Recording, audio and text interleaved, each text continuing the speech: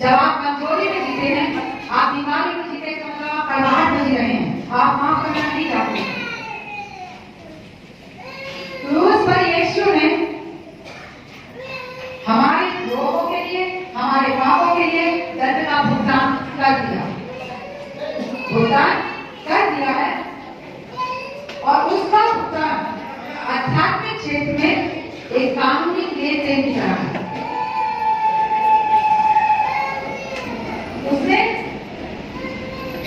हमारा जो पाप के साथ बंधन था उससे छुड़ा लिया।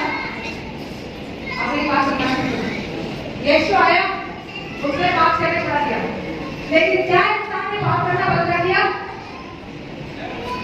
क्या इंसान ने पाप करना बंद कर दिया?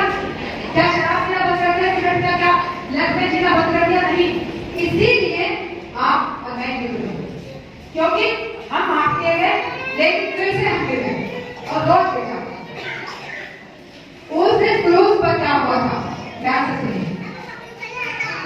क्रूस पर एक लेन देन हुआ था, और इसका मैं एक छोटी सी कहानी के द्वारा आपको समझाती हूँ कि क्रूस पर क्या हुआ। मान लो एक बेटे ने एक कर्जा लिया बैंक से, 10 लाख रुपए बेटे ने कर्जा लिया, 3 साल के लिए लिया, 3 साल के बाद से 10 लाख रुपए चुकाने थे। इस बेटे के पास पैसे नहीं थे, ये नहीं चुका पाया क्योंकि बिजनेस फेल हो गया। अब बैंक वालों ने इसे बुलाया बैंक में और पकड़ कर बिठा लिया कि अब हम तुझे जेल भेजेंगे क्योंकि तूने भुगतान नहीं किया। हालेलुया। ये बेटा पर डर गया, उसने कहा मैं जेल नहीं जाना है। तो बैंक ने कहा जेल जाना है तो 10 लाख रुपए दे। उसने कहा मेरे पास नहीं है, तो तुझे जेल जाना पड़ेगा। वो रोने लगा, वो बहुत डर गया। अब मेरा क्या हुआ? क्या मुझे बाकी जिंदगी जेल में काटनी पड़ेगी? बहुत ध्यान से सुनना चाहिए। मनुष्य आया परमेश्वर का पुत्र और पुत्री बनकर आजादी के साथ, लेकिन उसने गुनाह किया और शैतान का क्या हो गया? दास हो गया। गुनाह कर बिल्कुल सही कहा।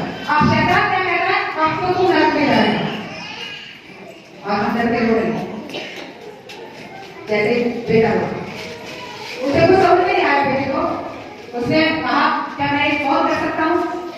मैंने कहा कर। उसने अपने पिता को फोन कराया और कहा पिताजी ये बैंक वालों ने मुझे यहाँ बिठा दिया है, अरेस्ट कर दिया है और अभी लोग मुझे जेल भेजना चाहते हैं, प्लीज मेरी मदद करो।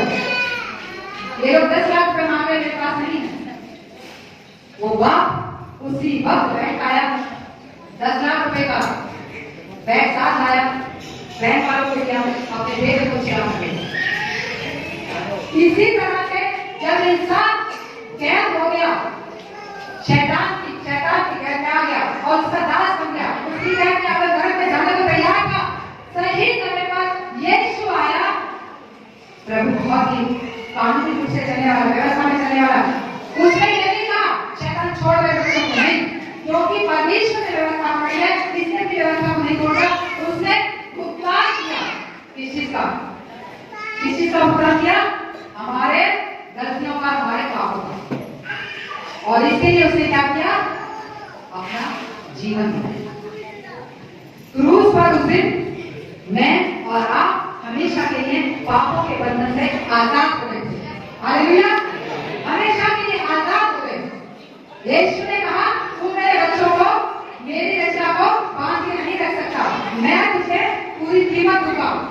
और प्राण की कीमत उसने अपने प्राण देकर बचाया।